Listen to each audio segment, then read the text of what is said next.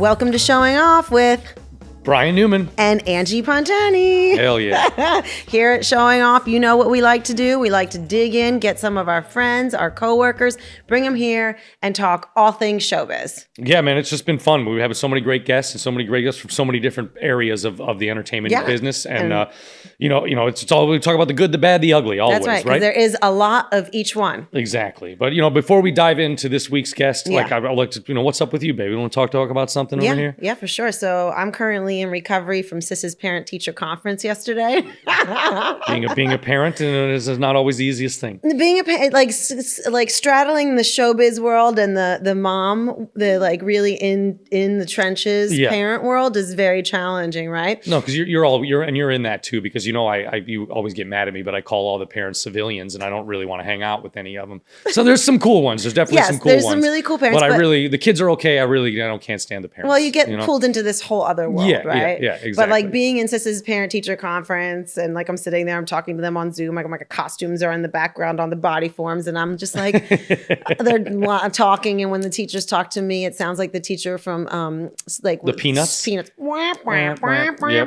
Yep. And you and I did not do the best in school either. So I can't stand school. Yeah. But I was just and Sis can't stand school, and I was I wonder if Sis is bound for showbiz, like mom and dad. I don't know, man. I mean, you remember that time when she used to sit in with us and she would sing songs and she was into it. And then when she got a little bit older, she got aware of herself and then stopped then she was self-conscious about it. Well, you didn't go through that phase where you were all in and then you got I think girls tend to get very self-conscious when you hit those double digits and you kind of reassess your situation. No. I did. I definitely did. I was all balls to the wall showbiz. And then when I hit puberty, I was but then I came back out fairly quickly because there's nothing else I can do. I wasn't like that. I kind of was 10 years old, started playing trumpet, 11 years old. Would you want her to? Would you want her to?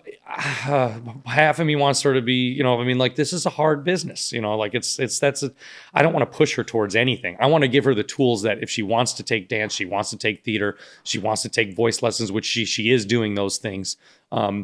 But I don't want to push her into it. Frankly, a doctor in the family would be amazing. Oh, please. I'm don't you want to be an orthodontist? Yeah. Because they have certainly taken a lot of our money. Yeah. Very low risk doctor, you're not going to be crying about too much. You're just going to be given mouth expanders for $10,000. I just want her to be happy because I know, listen, my dad was a jock. So he was always the coach of all the teams. So I was always playing in all the teams. But I was into music, you know what I mean? So I wasn't always the best, but it was always so hardcore. Yeah. You know what I mean? There's only one answer. But I took that. So he was a jock. So I went the exact opposite way.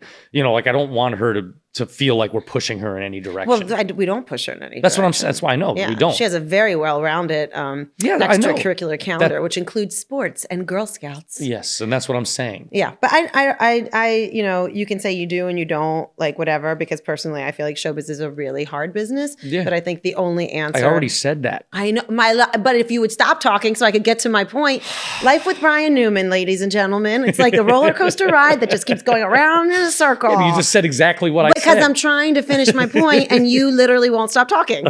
So when people say I'm the one who talk a lot, I will just refer to this clip. Okay, I'm going to stop talking. The only answer is if it's what she wants to do and she's passionate about it. And then that is like we have spoken about with so many of our guests, it's written in the stars. Mm-hmm. So if it's what you really want, then ultimately it's worth the sacrifices. Exactly. And I agree with you 100%. That's the only way that it works. Otherwise it's misery. Well, otherwise you quit. You don't last. Right. Well, you don't last. Yeah. Otherwise you quit and you don't last, which is kind of a great way to lead into our next guest who does so many things and is in constant and absolute motion, such an impressive performer with such great, multifaceted energy. Oh, absolutely, man. And we're showing her off this week. Oh, yeah. We're thrilled to welcome Olivia Cipolla. So this bio is so glorious. I'm just going to get comfy in my seat. Get me a cup of tea. I'm going to read it. All right. Okay. Olivia Cipolla is one of the busiest people in show business. A dancer, choreographer, and master teacher, Olivia has worked with some of the biggest names in entertainment. We're talking Beyonce, Ariana Grande, J-Lo, Cher, Usher, Lady Gaga, Justin Timberlake, and many, many more. She danced in the Super Bowl, the VMAs, the AMAs, and the Logo Awards, literally country, just to name a few.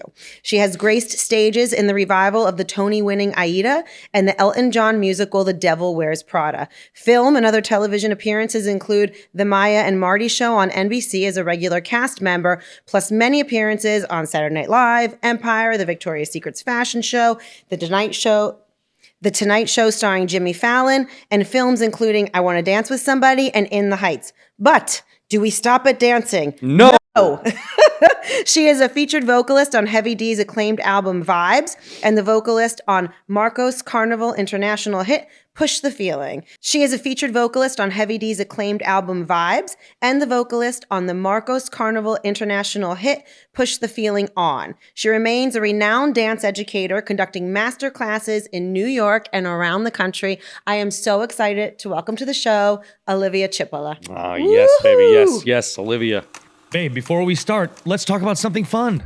Are you a burlesque performer looking to sharpen your skills? Sign up today for Building Burlesque, a limited online class series with me, Angie Pontani. Learn from my years of experience as we review a current performance piece from your repertoire and fine-tune it with expertise. I will help you level up your performance and give you the tools you need to enhance everything from choreography, costuming, lighting, and music.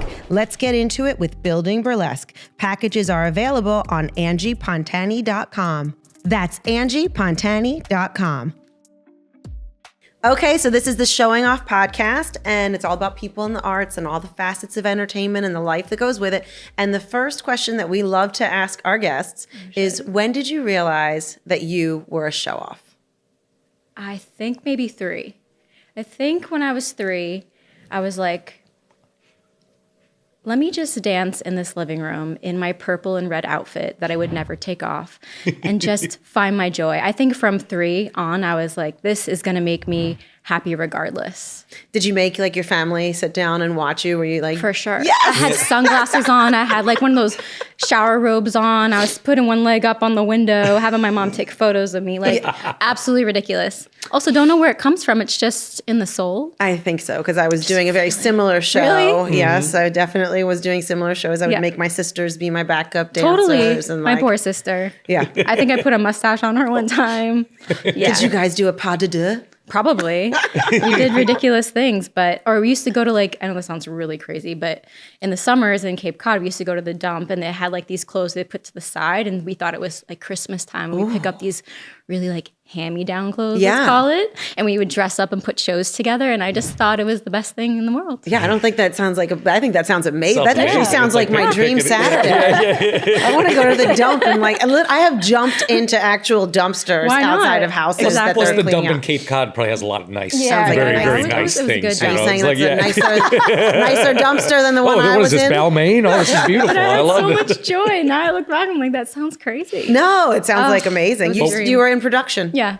Were your parents supportive? Like, were they like, did they know? I mean, did they know at a young age too that you were like a dancer? And I think that, I was so bad at school. It was just tragic. So they were like, yeah, we believe in you. You got this. You got this. So they've always been so supportive. And you were in dancing school, doing all the things. I wasn't competition kid, but I did go to school. I did go like downtown in Boston because I grew up in Boston. I would go take class on my own. Mm-hmm. But I was really late to starting dance. I think I just had that like underdog hunger. Yeah.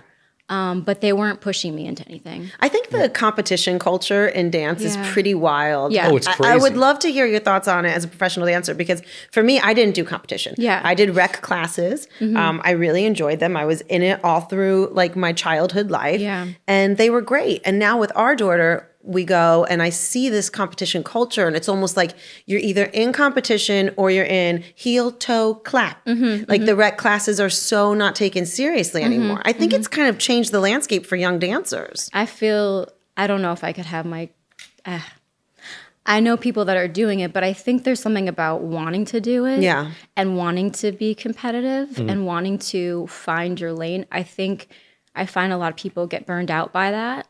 Or it's just too much pressure. Yeah. And also some of the young dances are really provocative. Yeah. There's a lot going on now. Oh yeah. It's a whole, it has like opened up a whole nother world. And I feel similarly about it. Whereas I told Sis, I was like, it's also taking up so much of your time where you can be rounding out and looking at other things and participating in other things. But you're doing dance 4 nights a week. Yeah. And then you're at competitions. Every weekend in Atlantic City or wherever. Oh, it's like a whole travel program. Yeah, no, wow, totally. it's a whole career. Yeah.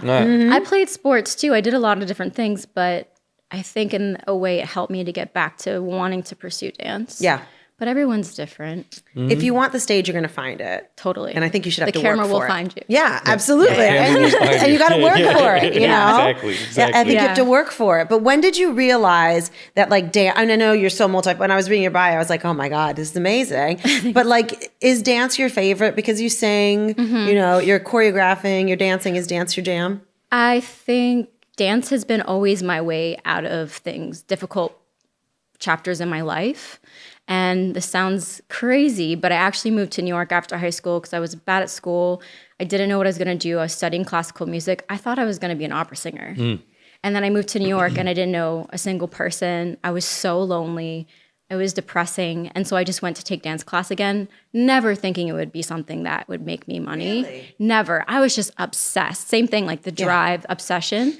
And I would just stayed consistent. I was in the right place at the right time, had the best mentors from Broadway Dance Center, and they changed my life. Within 2 years, I was working professionally. Yeah.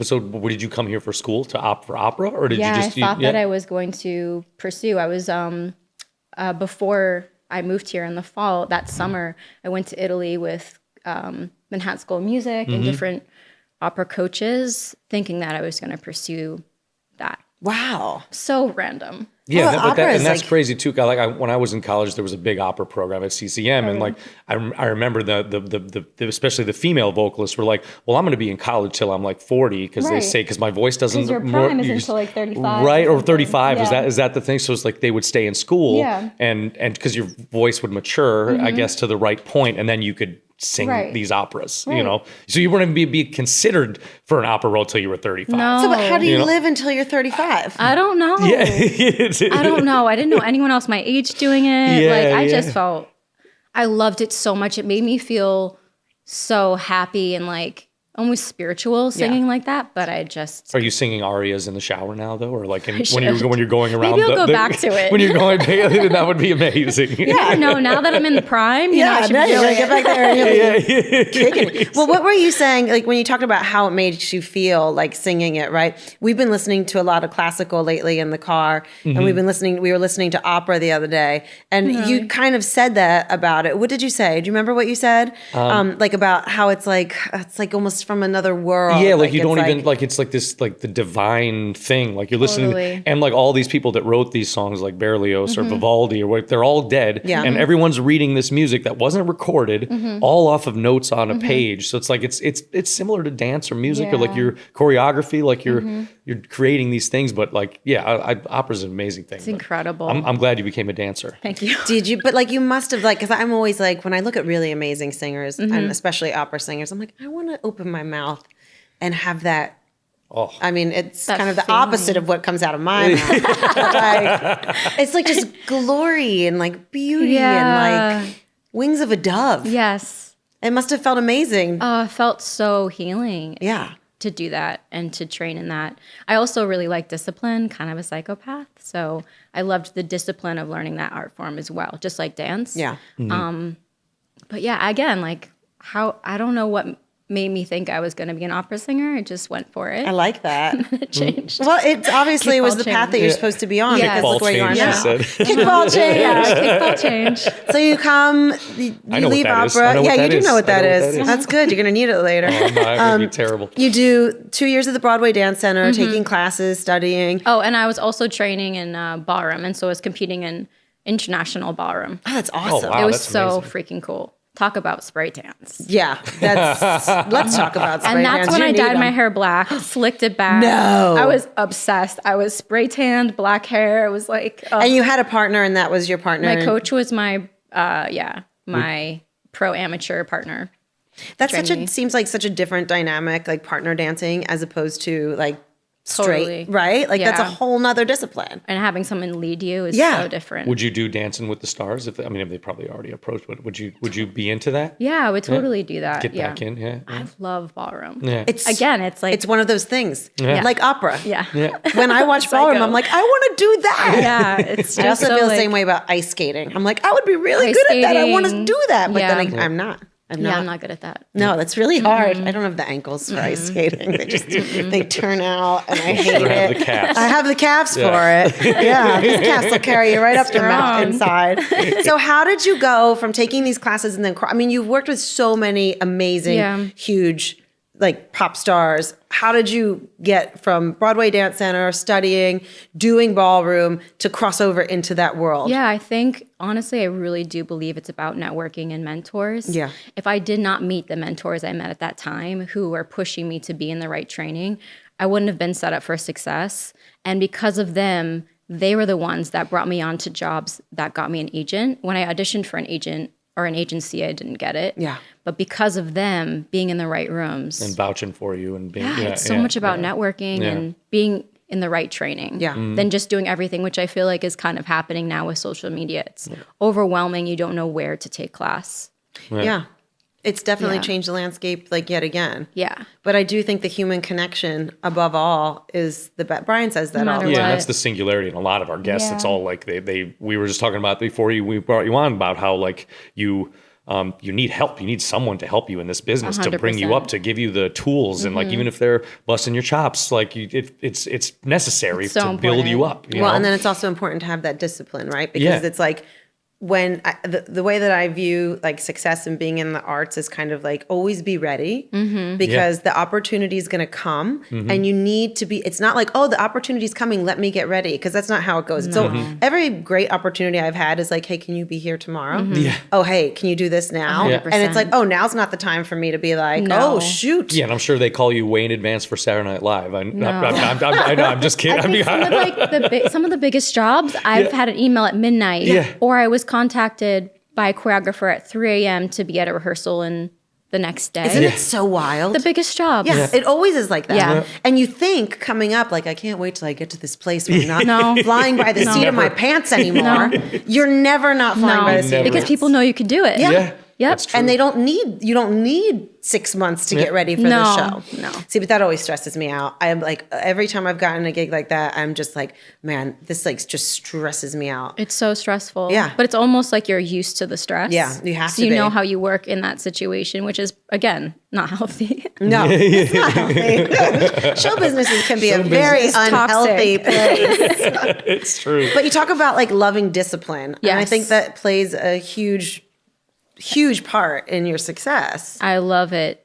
I feel like it's the only way I've been able to not get caught up in the noise or into friends that have fallen out or roommates that got caught up into things that weren't good for them. I really do think it's staying in alignment with my goals and the discipline that supports that, the healthy habits. Yeah. And how do you stay inspired to like keep that going, your healthy habits? Because I think it's like not perfect, but I do know how, it's like anything. It's like when you know what it feels like to feel really good, it's hard to go too far away from that. Yeah. Just like on the other side, you know? I think it's addicting to, I don't know, just fucking feel on it and feel good and feel prepared. So that's more worth it to me. Yeah. But it's not perfect and it's never straight. It's always a roller coaster ride. Yeah. Yeah. Brian and I have two different styles of healthy living. Really? Yeah. It's a balance. Yeah, I'm not healthy at all, but I will outlive you. You definitely will. Why is that the case? I'm like a cockroach. I don't know. He is like a cockroach. I never got COVID. I never get sick. I just kind of He doesn't need to sleep. Yeah. He can drink bottles of champagne and survive. Amazing. I'm just like, he gets so mad at me because like after a show, I'm not like, mad. Well, you're just like, he called me false advertising after we got married. Yeah, he's like, you're false advertising. It's okay. I mean, how can you dance and do that stuff? No, it's true. It's true. As you get older, it's like, no. And there's so much preparation that goes into it. There's so much organization. And it's like when I'm not on my game, like I have to stay in the discipline. Totally. And as a dancer with your crazy body. Yeah. Like, I literally have to. Yes. Yeah. It's what? Is there any like is there any like performance that you've done or choreography or like anything that like stands out to you with all these big stars that we were talking about, like good or bad, you know what I mean? Like whatever, it doesn't matter. Like I've signed so many like NDAs. I know. On my way here, I'm like, fuck. Like, there's so much I want to talk about. My whole thing with the NDAs is like, we don't have to mention any names. We don't have to mention any names. We won't get you in trouble. I promise. Definitely one of my favorite experiences was definitely Super Bowl with Beyonce because it was the biggest audience, and it was a lot of people. But I think a lot of what's not on my resume is so much of my time with someone like Beyonce or other artists have been workshopping for months. Yeah. Like in these disclosed locations that no one can find with, a stage and all these ideas for props and trying out things for months, which has been such an eye-opening experience. Plus learning through the lens of an artist who wants to do more than just get up on stage, but be a part of every aspect is incredible. It's just the best college I could have ever gone to. And I think that's why I'm the artist I am today, or that's why I want to show up to work in a certain way, is because of the education through that lens. And that was like a huge, like marching band, dancers everywhere, like hundreds of dancers. That was just an insane production. Yeah. For what, 15 minutes, 14 minutes? Yeah, maybe 13? 12. What is it, 12? I forget what it is. Yeah. When I was watching that, because I love production. I love to look at something and think of the production. Yeah. When we go to take sis to Disney, our daughter would take her to Disney, and I watch their parades, and I'm like, this production is amazing. Yeah. They literally have the sound for each float. As that float goes out of your eyesight, the sound of that float goes. It's amazing. And then the next one comes in. And I'm just like, I love production. Yeah. I love picking apart details. So when I watched the Beyonce Super Bowl, my mind was blown by the coordination and the production of organizing these hundreds of dancers for these tight cues. And still, things that were supposed to happen that day got cut like minutes before or the day before. But that happens all the time. I remember there was one show we did that was really big in an arena, and I think they took away props and also clothing pieces that we were supposed to put on and off stage. And 10 minutes before we go out on stage, they're like, dance captain, dancers, you guys got to figure it out. All this stuff is cut. Like we had chairs, we had things to hang up our jackets. But that happens all the time. Does it frustrate you? I always get a little bit mad when So what do you do? What do you do in that situation? Like you have 10 minutes before. Like, and I know what I would do it as a musician, but it's much easier than what dancers have to do, or clothing, or like choreography. Like I think two things. One is it's happened so much, but now I'm like, bring it on. Let's fucking go. I got this. I don't know why I feel that way, but I'm like, I'm so used to this. It's almost like home to me. It sounds fucked up, but I'm like, let's go. I can trust myself. The other thing is I feel like what happens when there is chaos, that I go in such like a grounded, almost meditative space that people are like, are you okay? You're not talking. But I just get like really focused in. Yeah. And I'm just aware of my surroundings. If I'm not the dance captain, then someone else is leading us. But you have to be so locked into what people are going to do around you, or even be on stage when the click track is only in the artist's ear and you don't know when it's going to start. You have to just feel her make the first step if you have to make the first step with her. Right, because you don't have any ears on, but everyone else hears all the tracks in their ears. I never even thought of that. So the dance captain of each group is watching and just going off of that, basically? Yeah, or the dance captain is probably closest to the artist. Maybe usually it happens. And she doesn't have the click track, but the artist does. We're kind of going off of each other to make the first move if we can't hear the music. So you have to be really tied in. Or we don't have the in-ears and the band's going like Super Bowl. Yeah. And you almost hear two tracks playing at the same time. So oh my God. So you could like dance on the wrong beat. Thing. It's crazy. Yeah. And just for the folks at home who don't know, they use the click track because it's times the lights, the smoke, the pyrotechnics, like everything is timed through the whole show. So I just wanted to, just for everybody that's important. That, And like even when a band is playing in a space like that, can you even hear it? No. If it's bouncing off that much, it's like an obstacle course in your mind, I think. And do you have to rely like solely on counts? And I can't count, actually. Like, probably people don't know this, but I'm so fucking dyslexic. I cannot count. Every time they're teaching choreography at an audition, they're like 1E and a 2. I'm like, okay. I just pretend, but something goes on in my brain. I think it's like rhythms and sounds, but a lot of dancers teach with sounds, not counts. Yes. You too? I am also incredibly dyslexic. And so is our daughter. And so is our daughter. What? Yeah. And when I was, I could cry because when I was reading your bio, I was like, oh my God, it must be so amazing, like to be able to count at that like level with that. I was really thinking about that because when I choreograph for our dancers, I get stressed out when I go into our rehearsals. Right. Because I have a hard time with the counts. Totally. And then they'll be like, well, is that 16 or brr? Yeah. And then I'm figure it like, out. it's an and an ooh and an e. Yes. But I turn into like my little kid self sometimes and I get, and I really was thinking about that with you. I was like, oh, I wish I could just count. No, I can't. Yeah. It's all a lie. I can't count. If anyone takes my classes, I am just off my rocker. I'm swearing. I have my concepts are vulgar and inappropriate and like make no sense, but I'm just trying to get them in it. It's creating a visual picture. There's not one count. Yeah. Not one count. Oh my God, that's amazing. Yeah. Yeah. But I was insecure about that for a long time. And then when I started teaching, I think it gave me the confidence to be like, you know what, guys, this is who I am. Like, let's just fucking go. Yeah. I think you just gain like a real power, like when you have ownership over something like that. Plus, I think that is a superpower for both of you and sis. Like anyone has like you because you're using your other, and you talk about this all the time, you're using another part of your brain to like create this new thing, and you're more creative, you're more strong-willed, you know what I mean? Yeah. Like it's just an amazing thing.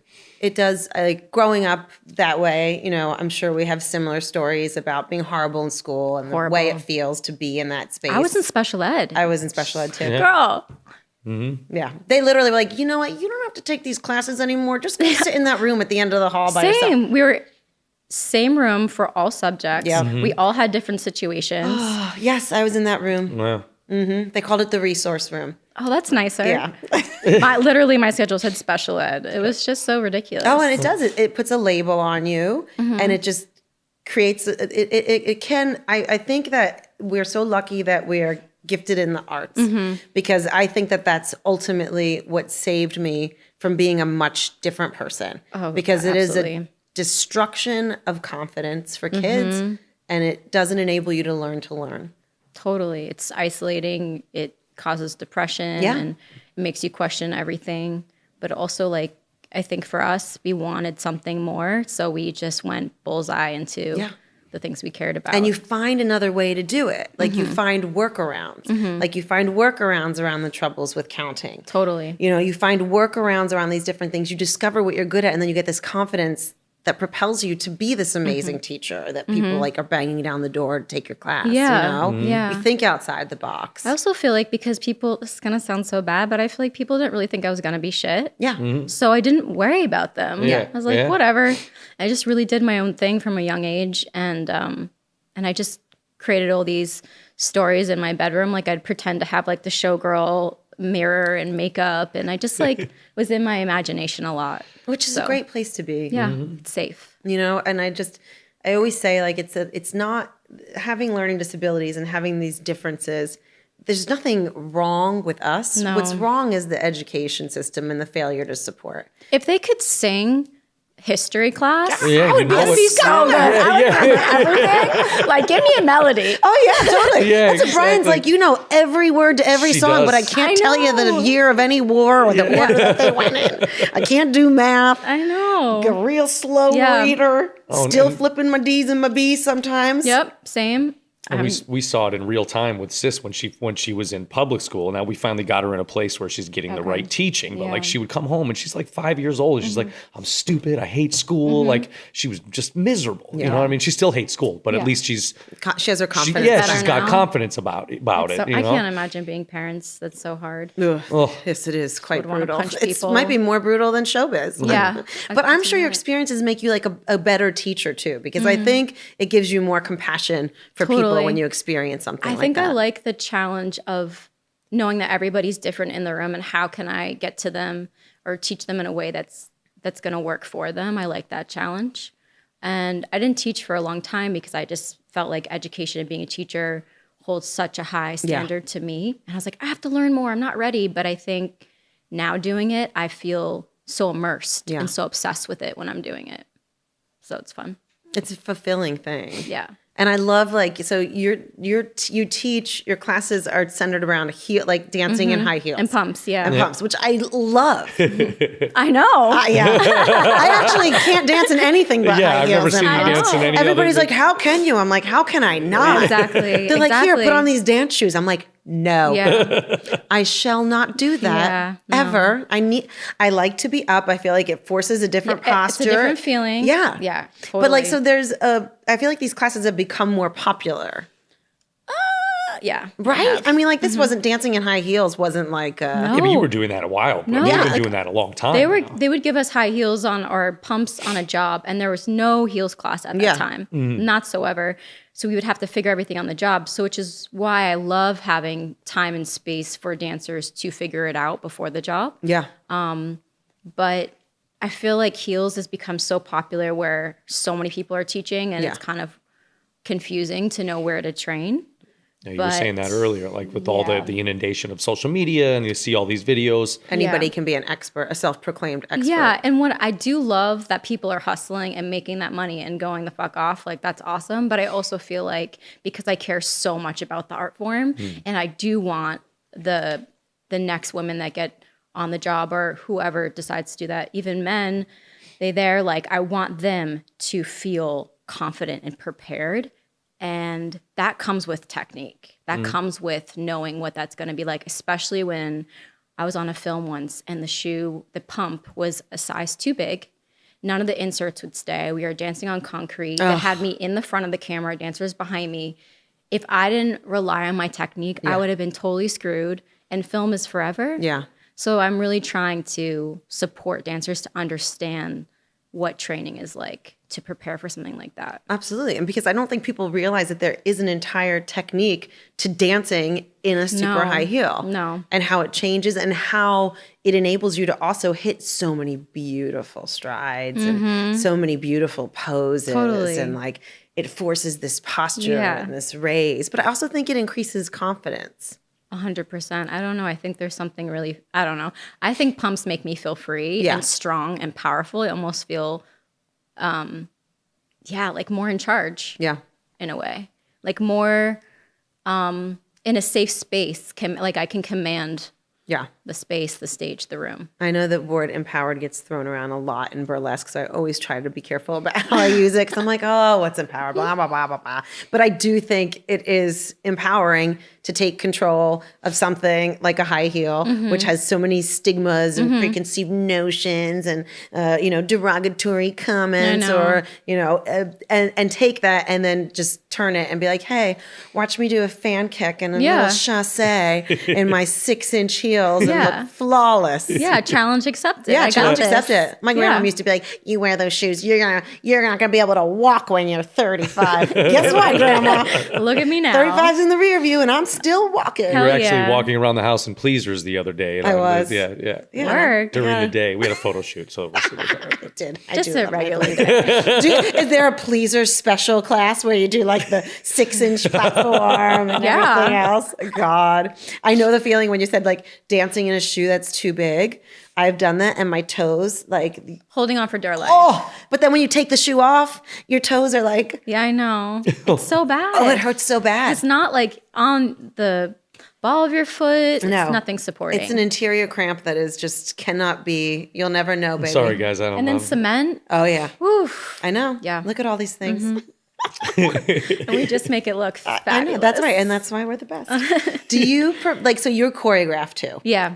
All dancers dance, not all dancers choreograph. Right. For some of them, it's their biggest fear. When did you start doing that and what drew you to it? I think the confidence came from, I waited a really long time. My first choreographer assistant job was Dance for You, Beyonce. And that was I think 2011. And it was such a big job to be doing as an assistant choreographer that it started to build confidence in me that, one day I can do this. Yeah.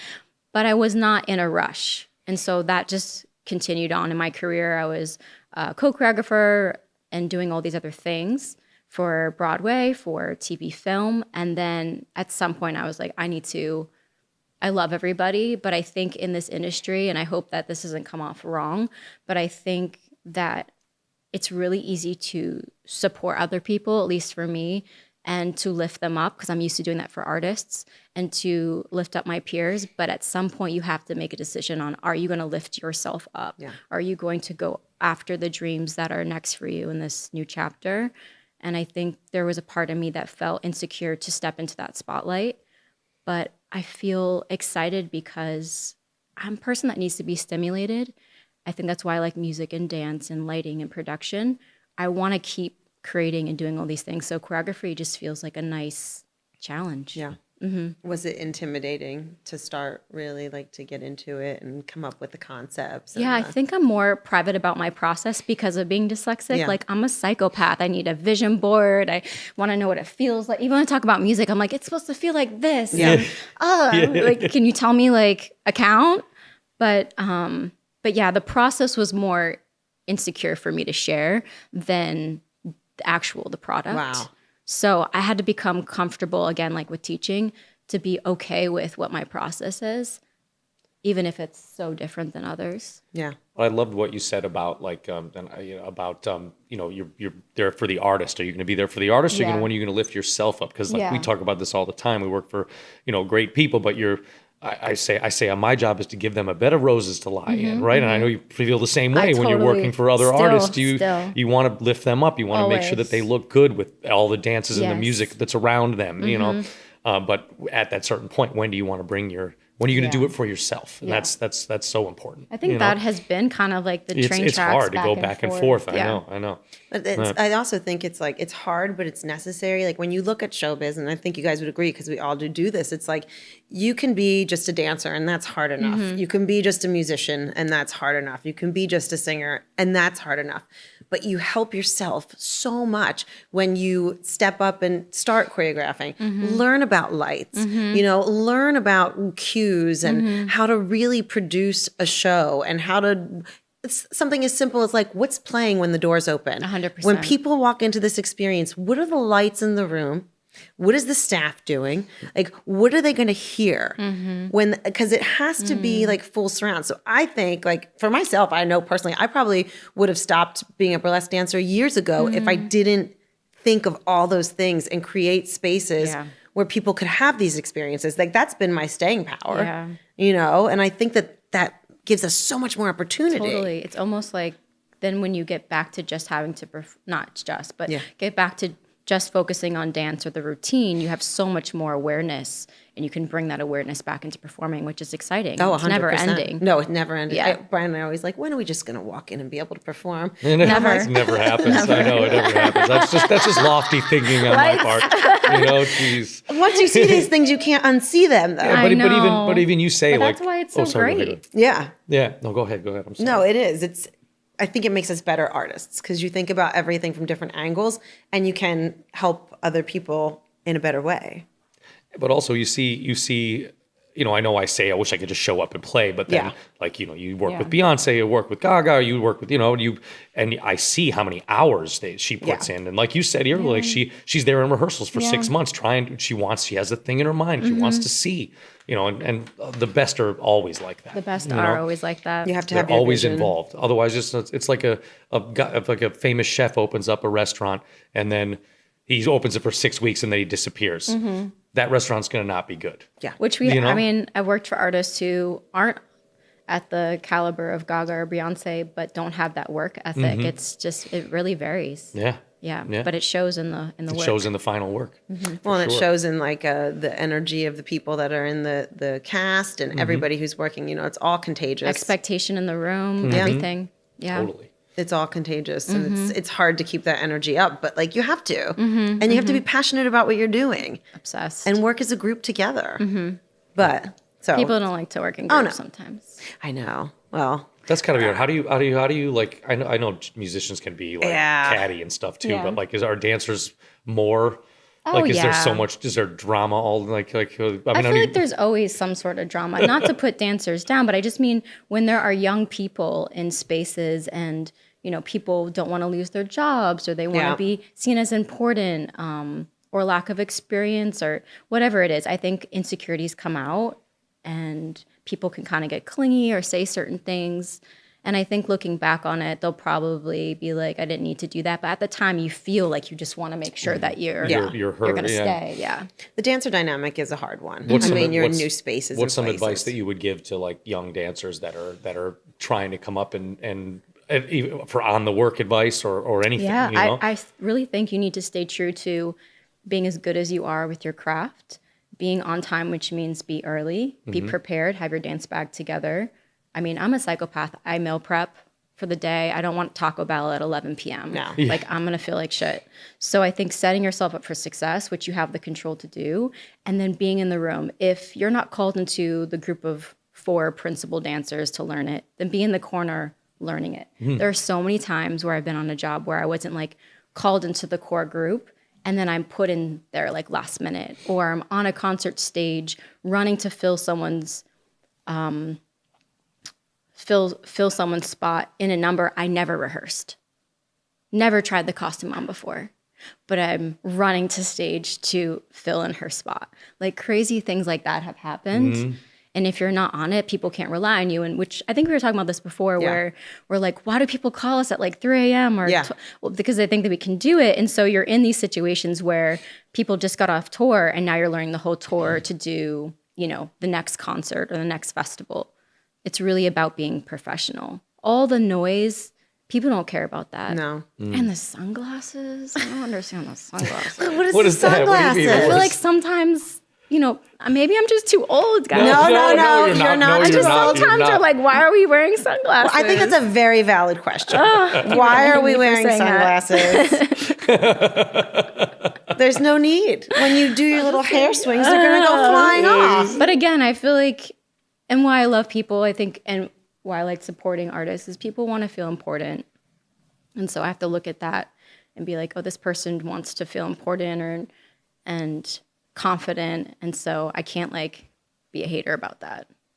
But I feel like insecurity can play such a huge role in the room. In life. Insecurity will take you down instead of accepting like we're all in here dancing for our lives. Yeah. Like let's help each other instead of getting that insecurity, which can make you so negative. Yeah. You know, because it is hard. Musicians do the same thing. Yeah. You know what I mean? Like do the same, shoot themselves in the foot or just act a certain way or, you know. Because they're nervous. Yeah, because they do have insecurities on the inside. Yeah. It's human nature, I think. And like you're literally going into the lion's den in some of these spaces. And everybody wants it so badly. There's only a couple spots. But I do think it speaks to the type of people who also make it in this business. Yes, I'm sure there's some nasty, cutthroat people who are going to get to the top. But I find again and again, the best of the best are people who are humble and helpful and hardworking and have that ethic and aren't the ones who are going to cry and start drama. Because it's like all that stuff just takes away when you should just be focusing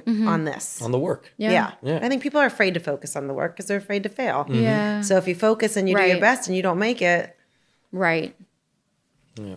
It's hard. And everything's word of mouth. You know, you say someone's name or you're looking for somebody to fill a spot on a job. You can ask a few people in the industry and they can tell you, oh, they're a kind person. They're professional. Yeah. I mean, within seconds, that person has a job or doesn't have a job. So. Well, and at the end of the day, I feel like once you pass a certain threshold in show business, it really becomes about your relationships with people. 100%. Like, who are you going to call? Oh, I'm calling Olivia. She's great. She can do it. I'm calling Brian. He can make it happen. He has the network. You know, like it's... Totally agree. It's how you get to those places. So kids, it's important. It's important how you treat other people and how you show up to a gig. It is. No matter what, it is. You know? Yeah. But let's get outside of dancing. Love. And talk about your music. My music. Your music. I was down a whole treasure trove watching your music videos last night. I love it. No, it's really amazing. I used to do music. I mean, I'm not signed anymore, but I was doing music for a while. And again, like loved it, wasn't following the rules, and just creating at that time with my music partner, and then put out some solo songs. But that's what I always really wanted, I think. Back to the opera. I always wanted to be a recording artist, and I just loved the stage. I loved lights. I loved music. I didn't know how I was ever going to be there, especially with being dyslexic and bad at school. But I've taken time to learn more about business and work behind artists, and then I would come in and out of doing music, which is nice because there wasn't this pressure on having to be something. I could work for a major artist and then on the side be recording and trying out things. So. Yeah. What were your inspirations when you were putting together your original music? This sounds funny, but my mom is a really big inspiration for me. I mean, she styled me today. I love that. She's always worn suits. Mom did a good job. Mom is fly. She's a gangster. I don't know. I've just been inspired by her and the family that she created, in the life that she's led. And my dad's a badass too. But she was always in these suits, and she's an artist. She's a painter. I don't know. I think something about, and because I was insecure when I was younger and I wanted to do showbiz, seeing somebody confident was so fascinating to me, and I wanted to know what that felt like. And so the suit and those types of things and the heels reminds me of my mom. And so I would take those things into the song Room Service or Muse and like talk about those things. But my mom's a big inspiration to me. And those videos were so good. Room Service. That's one of my. I love that one. Yeah. Yeah, it's good. It's just the great cameras, great yeah, dancing, just great singing. self-produced. You know what I mean? Yeah, and you did that all self-produced. All self-produced, and there's horror stories with that too. People don't say what they mean, but crazy. Yeah, so we can understand that. Brought in some friends, made it work. Yeah. But yeah, still trial and error, still learning how to do that, LLC, all the things. Oh, yeah. All the things that you have to figure out. Yeah, all the things you have to figure out. Which is so good. And you worked, too, with Ab Cisse. Oh, my God, I love him so much. Which is The Small World, because Ab is I think that's how I know about you originally, like years and years and years ago. Oh, yeah. Ab and I go way back. I got hired to do like a Sony photo shoot. I walked in, there was a photo assistant with gold sneakers on, and I was like... Wait, Gab was the assistant at the time? That's amazing. This is like 20 years ago, Bri. I love. He had his gold sneakers on, and I was like, I love your sneakers. And he was like, I love your hair. And that was it. And then he was like, come out to my studio. So good. And Ab is such an amazing photographer and such an amazing career. But then he was posting your videos. And I was like, wait a minute. Oh, because he shot some of them too. Yes. I was literally just bringing my friends together like, please, can we figure this out? Yeah. He was amazing. Oh, absolutely. But that's the way I think that you figure out some of the best things. And when I look back, I think those are the best times when you're just kind of ignorance is bliss going for it. Oh, totally. And you're doing everything. Yeah. When we had a photo shoot the other day and we did everything. I was outside setting up the props and of course. And wrapping the gifts and putting them in the back of Brian's car. I love it. We got a snow machine. I feel like you also have all like the holiday things prepped and ready, and I don't know how you sleep, but I don't know how I sleep either. I don't sleep very well. Yeah. My new thing later. is I wake up at 4:00 in the morning and I'm like, Wow. I have to, and then I lay there for a couple hours, but my brain is just like, Really? Yes. And I'm like, will you stop, brain? might as well just get up. Yeah. My brain's like, no, I won't stop. Meanwhile, I won't he's like stop passed till you out. get, Brian could sleep. I could sleep through a hurricane. Yeah. Brian will also come to bed and he gets in bed and he puts his head on the pillow and he says, good night. And then I'm like, hey, babe. And then he's like, I'm like, He's gone. no, like it literally, Olivia, it's literally 3 Can seconds. you sleep on the plane? Oh, like a I'm rock. so Anywhere. jealous. Like a rock. Anywhere. I'm so jealous. It's like literally 3 seconds. And I he's wish. done. I wish. No, I wish. I can't sleep Yeah. on a plane. I need like magnesium, sleeping pills. I know. I used to take melatonin, but now it's like it's going to give you a heart attack. I know. I'm like, I suppose it's not no. good for you. I don't need anything else to help me have a heart attack. What's your favorite style of dance? Like contemporary, modern? Honestly, I'm so obsessed with pumps, so anything in the pump. Yeah. But working for Beyonce Girls Around the World, it's African. Yeah. So it's really she had us standing on our heads in boxes. I mean, it's just like Wow. anything in a pump, I think I'm just into right now. Yeah. But I'm older. I'm like, I'm just gonna I want to pick. How do you like maintain physicality? Like how do you keep I'm it a together? weightlifter girl. Yeah. I'm a food prep girly. Sometimes I need a coach. I have a coach right now. All the things. Pilates. It's good for my mental health. Yeah. Yeah. Oh. Sounds like her. And discipline. You guys do the same thing. I do the same thing. Oh, great. I love weightlifting. I like elliptical Pilates. Yeah. I have like I have tendinopathy in my hip, like Oh. from years of using them too much. So like when I started doing elliptical Pilates, I was like, oh my God. I've never tried that. What's with the machine? It like you get a stretch and a hold. Like Okay, I need to try if I that. do it once a week, I have no pain. We've been busy lately. I haven't been able to work out. And actually this morning I was like, you need... Your hip's hurting you again. My hip's hurting me. I'm like, my attitude is bad. I'm like, I need to get to the gym. You. It's the body. I need to get to the gym. I need to throw around some heavy weights. I need to be like... Ugh. Yeah. I always feel better after. I always feel better.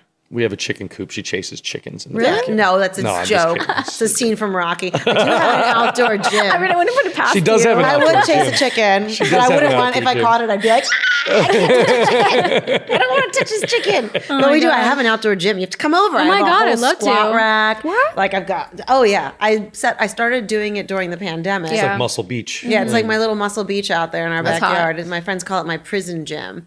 That's But amazing. it's time to close it up though, which makes me sad. Because of the winter? Yeah, it's literally in my backyard. So I just put tarps over it in the wintertime Really? and I'll come back in the spring. But I have to go join the gym in the winter now. Yeah. So I went last week. Is it far? It's not far. It's like maybe like 10 blocks. Oh, okay. But it feels far when you can work out. Yeah, it does. You know, when I can just walk outside. But I told Brian I went like last week. I went in and it was all dudes, like always. all big muscle. I don't know how you dudes. guys deal with I'm like, that. where are the especially- chicks? There were no chicks. I was literally the only chick. Yeah. There were some girls on the machines, but then, you know, I don't know if you do this. And they're all very nice. Nobody bothered me. I have a bitch face. Oh, I for have. sure. I Yeah. am bitch face. Yeah. But I was like, now I have to show off. Oh, yeah. You know, No, so that's I'm competitive. I get it. yeah. Get Oh, it. totally. I'm on the like. She was sore all week because she was like showing off for. Super Brian's like, are you competitive. okay? I was like, no. Yeah. I was showing off in the gym because they were like, Totally who's this get it. girl? And now I can't walk down the stairs. I identify. Oh my god, right? Yes, Do you totally. do it too? Because I'm so like, competitive. Especially guys. I'm like, right. Oh, and especially when you go into that space, like that weight space, Yeah. which is so and traditionally they all think they male. know the form more. Yeah, or somebody will be like, "Oh, somebody Give you said to some me, suggestions? Oh yeah, they're Love like, that you one. should Guys are work on so your stupid. form. I'm so sorry, ladies. I apologize. One guy said to For me my once, whole "Why are race. you lifting so heavy? Do you want to be a man?" And I said, "Why would I want that?" You should say, I am a man. I was like, Yeah. I said, everybody's said- usually very nice I at my would never gym, say but that it to is a anybody. space to Why walk even into. talk to me? I would No. never talk to a Don't woman do at the it. gym. No, I do my resting bitch face. I have my headphones on, even if I'm not playing music. Everything's on. Yep. But I love the gym. I agree. It I have makes me to. happy. Have to or depressed. Oh my god, yeah, absolutely. Yeah. My attitude gets bad. Oh yeah, totally. Totally. I feel good. My body feels good. Yeah. It's a good way to go, man. When I'm in a bad mood, she tells me to go smoke a joint. When she's in a bad mood, I go to See, tell her to you guys go to know each Pilates. other. Yeah, we're you know? opposites. Opposites. Polar Yeah. opposites. Well, I can go to the gym where I'll be like, get me wine. Yeah, wine. Yeah. Wine, It's wine either is food or a workout. Yeah, yeah. So, Olivia, we have this part of the show where we do a game. Oh, I'm so nervous. We do great. this game and we tailor it to every guest that we have. Yeah. So today's game is called Dance or Die. So On brand. yeah, I know. I had to. Yeah. Sometimes the apple's there. You just have I to know. pick You it and just take a took it. You just bite. took You know it. what I'm Dance or saying? die. So it's dance or die. So what we would love to do, especially because Brian always tells me all I do is walk in circles. I'd love to see a little 5, 6, 7, 8. If you could teach Brian a couple dance moves. Now, Okay. don't panic, baby. You have categories, and some of these categories are going to be very Okay, easy. So I'm gonna- just not a dancer. I'm just- like I know. I did do ballroom when I was a kid. My mom took. I can see it. My mom made me can see do that. like the Western Reserve Junior Women's Service League, wherever she was poor. Yeah, so I learned like the foxtrot, the waltz, and the tango. You didn't know this? No, and unfortunately, none of those are on the list of genres today. Yeah, but I don't. That was 40 years ago. Dance never leaves your body. 35 years ago. I'm That's not why your that old. posture's so good. Yeah, I guess. Got to do something with those long legs. I was always a hit. I used to play in this club in Cincinnati, and it was like all old blue hairs. So I would dance with like the love ladies, it. like when the guys couldn't dance anymore. You know, like we would play, and then I would get up and dance. The ladies love Brian Newman. So in this Especially if they're over box, 70. in this box, I have different genres of dance. I'll tell you why what are they you doing are this to me? Why can't you because just it's play like a fun and regular I game? can. I don't wanna do it. Because the power is mine. I mean, I do want to do it, but she's like a professional. Hey, don't man. worry. Musical theater. It could be musical theater. Britney Spears. 80s Luigi's jazz, which is really Luigi jazz is my favorite. He was like this 80s like Liza Minnelli, Luigi. Like, oh, Luigi jazz is my favorite. Showgirl or Fly Girls. Oh my god. What do you love, baby? I loved the work bitch video. That was a great. Oh, yeah. That was great dancing. Britney Spears had good choreo. Who was her choreographer? I mean, did you have a bunch? She had a bunch, yeah. I'm sure. Okay, so Olivia's gonna pick your poison. Okay, you're gonna pick my poison. All right. Okay, let's see what we got. We Just have a couple little steps. Brittany. Brittany. It's Oh my God, you're pretty. bitch. Those all say Brittany, don't they? Brittany. I'm just kidding. It's Brittany. It's Brittany, bitch. And I don't want to, I'm not just, I'll sing along once she gets started. I'll give you. So where are we going to do this? Right here. Right here? All right. Just a couple steps. All right, I have to stand up? What song you do we can't wanna dance use? sitting down. Yeah. It's right here. Just do a couple little things. You ready? Yes. Look, you can see it's almost like a mirror. Oh my God, this is exciting. Okay, ladies and gentlemen, Showing Off Pod listeners, I am your announcer. I'm going to live broadcast this dance. If you're not tuning in to our audio feed, don't worry, I got you covered. Brian and Olivia are standing up and they're about to get dancing. Ready? Yeah, take it away. I'm going to Olivia. mess up the lyrics. You got a hot body. Oh, and they're doing hot body. Brian's popping his hip. want a Maserati? You want a Bugatti? Bugatti, He's doing a Maserati. double Both hip. hands, double hook. Double hips. hook. All right. You better work. Oh, and we're doing a step forward And with then a you're going to snap. other leg This work. way. All right. And then you're going to go like a head nod up, down. Bitch. Up, down, There we head go. From the top. All right, here we go. You want a hot body. You want a hot body. hot body. We're doing You hip want See, I'm taps. watching the wrong thing. Oh, yeah. All right, Right hey, hand. I'm You want just a gonna right watch hand. you. All right, right hand on this side. No, Hands like are on this. Right hips. hand, Brian's left hand, popping left his hand. hips. Yep. You're His gonna long step. legs are working Step. overtime. He's Work. stepping out. Work. He has done a head pop. There you with go. a Again. snap. 5, 6, 7 to the right side. Hips are popping one more time. To We the already left messed up. side. He's doing everything backwards. Head. 5, And 6 he didn't to nail the snap. the right side. Okay, he's To popping the to his right left side. side. I'm confused by which Step. side he's going to now. Bitch. His legs are moving. I think he might have just 5, injured 6, his head. 7 to the He's right doing a side. step. To And he's the doing left another side. step. He seems And like he's really good at 5, playing the 6, trumpet. And the right side. I can't even, you guys. My armpits are sweating because I'm Work. laughing so hard. Oh, he's done a step. And then we're just gonna do a double little shimmy. snap. Dun, He's dun, shimmying. Brian Newman is shimmying. Oh, wow.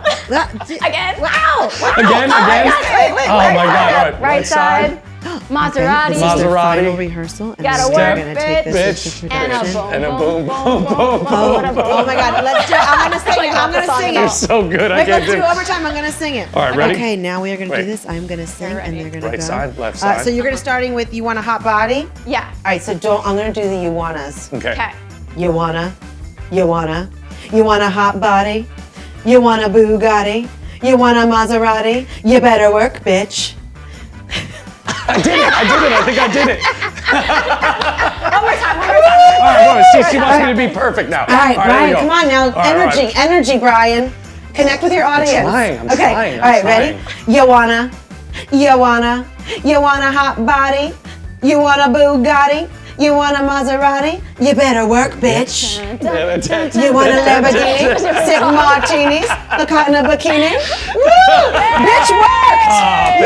Thanks, Olivia. That was great. I have to say that double snap, step out, head pop blew my mind.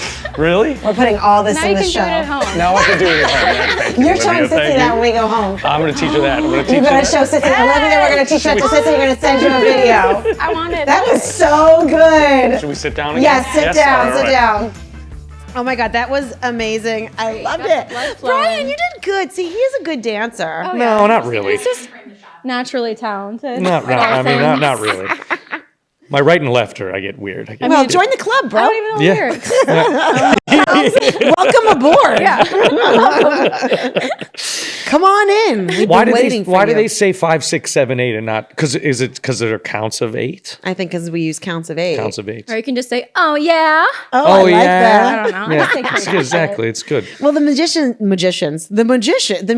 count in 3s. 4. Fours. Well, yeah. Well, groups of 4. Before you start a number, you guys are like 1, 2. Oh, 1, 2. So it just 3, goes 4. back to 1 instead Yeah, of. and we're So 5, chill. 6, 5, 6, 7, 8. That was that's what bothered me about that Whiplash movie, because like the guy would count off. He was counting off the you're band like, in why? 5, 6, 7, 8. I was like, I've never heard anyone say that. How did that ever. happen? Oh, I don't know. How It's did they not let that that not that happen? good of a movie, honestly. I never saw it. That's the studying. drummers, Yeah, he right? was like a drummer and he had like a bad teacher and he was Yeah, I like saw that, beating yeah, him up. yeah. But he was also a good teacher because it made him a really great drummer. Yeah. Anyway. I wanted my license plate to be 5, 6, 7, 8 when I started driving. That's amazing. My dad was like, no, I they'll know love it's you. that. They'll kill you. That's Italian style. Everybody wants to kill you. You're Italian. Yeah. Italian Irish. Yeah. Oh. Yeah. Spice that. Everyone's Italian Irish in Boston. though. Yeah. Boston. That's I true. remember the first time we met was Mm-hmm. at at the Rockefeller's house. Yeah. And we were standing under like a painting that was like I've only seen in magazines, Picasso, like a real Picasso, like insane. That was like our first night out after I had Sis. After you had Sis, that was because 10. my friend Leslie Zemeckis right? was You're doing a with Tony? party there. Yeah, Tony came. Leslie's, you know Leslie Leslie? Zemeckis. I love Leslie. I want to have Leslie on the show. Yeah, I love Leslie. Leslie's so great, man. She's amazing. But Leslie was like, you just had a baby. Come out of your house. She did not want to leave the house. No, well, I mean, She probably had a tiara on. I literally just had a baby. I was like, ugh. But I did come out and I did have fun, and we were like, what the and we did. We got to meet Olivia and your father. I don't think we met your mother that time. She was there, but yeah. Or maybe we did. No, we did meet both of them. Probably. Yeah, we did. So My mom's quiet though. Yeah, that's how we first met. Yeah, but they were so cool. Your dad's so handsome too. He was He's he's a very very cool guy. Very cool guy. They love you. My parents love you guys. So we love them too. Tell them we love them also. Yeah. Olivia, what's next? What's next for you? What do you got on the agenda? I'm starting a startup. It's under wraps, but there'll be some products that will be geared towards my dancers and the workshops that I'm setting, and kind of just building this new chapter for myself. That's amazing. I'm That's excited. awesome. See, this is like exactly what I'm talking about with you. Really? It's like I have this opportunity, and now I'm going to build on this opportunity, and I'm going to feed it from multiple different ways, Right. and like. Yeah, and it's still all the things that I love. Yeah. And I like to be challenged. I love that. Yeah. That's awesome. Yay. Olivia. Well, where can people find you on the socials? Olivia Cipolla on Instagram, website, TikTok, all the things. All the things. Thank you, Olivia, thank so you, much Olivia. for being Love you, here. baby. Thank you. Thank you so much so for wonderful doing it. to have Thank you so much for doing it. And you are going to teach this that dance. I am going to teach Yes, this I want that a dance. video. It's in my mind now. I remember it. I remember it. Double snap. Those hip whacks, Can't baby. get the double snap. I don't know how I fucking did it. Thank you, Olivia. Thanks, Olivia, baby. Thank you. Yay! Fuck yeah! That was so fun.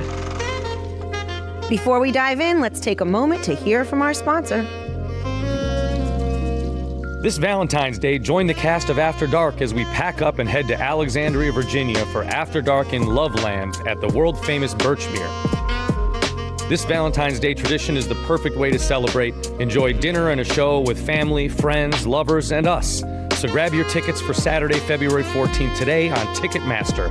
More information is available at birchmere.com, birchmere.com. Don't wait, this show will sell out.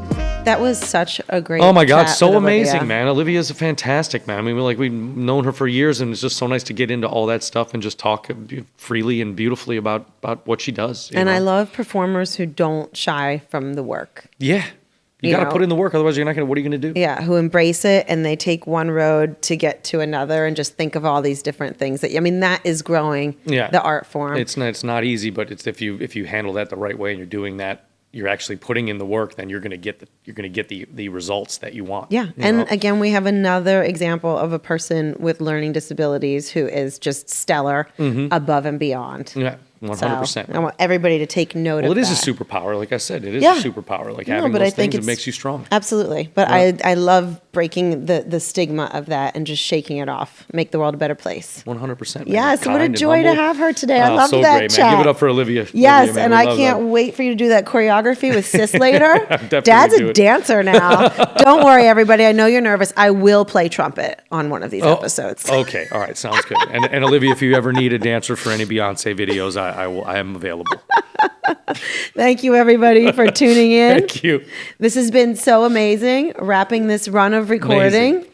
Yeah, man, it's been crazy with so many great guests, and like this, there's a singularity, like there's a thread between all these, that it is that hard work, it is that kindness, it's about being humble and like and learning yourself. Yep. You know what I mean? Like, and that's been so great to talk to all these beautiful guests about. So if you guys know somebody who's showing off, or you got any notes for us, you want to see hear about someone else that you think is a show off, or any comments of what we can do better. We're here to questions you want answered that maybe we're not asking, people that you'd like to see on the show, different viewpoints, please drop us an email at showingoffpod@gmail.com. And we want to thank you for all the love and the support. The response that we've been getting has really been really nice. All the comments, all the reposts, all like the thank you guys for just being here with us, man. We love you all. Yes, absolutely. Thank you for listening. Yeah, thank you. And watching.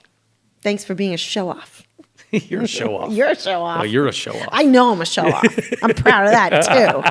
I'm good at it. Follow us on Instagram, TikTok, and Facebook at Showing Off Pod. And don't forget to leave a rating and review.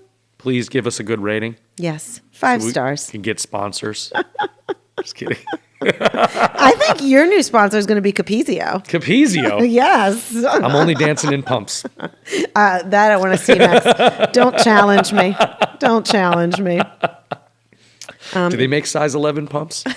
I'm sure they do. Yes, of course they do. They do, right? Yeah, and I know exactly where to get them. You better watch out what you ask for because I get into these games. Next one, I'll be pulling out a pair of size 11 pumps. Fishnets and 11 size pumps. All right, let's go. Now you're trying to take my job. All right, I will take it. Showing Off is brought to you by Base Creatives and produced by Scott Frederick, Ellis Frederick, and Ariel Nissenblatt. Recorded at Wolf Island Studios in Brooklyn, New York with sound engineer Colin Alexander Norman. Audio and video post-production and editing by David Wojcik. Our theme song, Take Me Back to Brooklyn, is written and performed by yours truly. Our theme song, Take Me Back to Brooklyn, is written and performed by Brian Newman. That's me. Can you guys do me one favor? Yes. Do you want me to take out Alexander? I will. It's really funny. Oh my God, I forgot to give Olivia your prize. Oh, Olivia got a prize. What did you give her? It's a sweatband. Oh, hell yeah. I'm sorry, I was so blown away by those hips. Hey, it's Angie Pontani. And Brian Newman. From the Showing Off podcast, where we talk all things showbiz. Totally. The good, the bad, the ugly, how to get where you want to go and stay there. Yep, the duds, the good stuff, the bad stuff, everything in between. But we want to do an episode next season about any of your questions you have to ask us, any advice that you want, anything you want to hear from us. So please send us an email at showingoffpod@gmail.com. Yep, or drop leave it a on comment. our socials, leave a comment, let us know what you want to know, and we will do an episode that is dedicated to answering everybody's questions. Absolutely, 100%.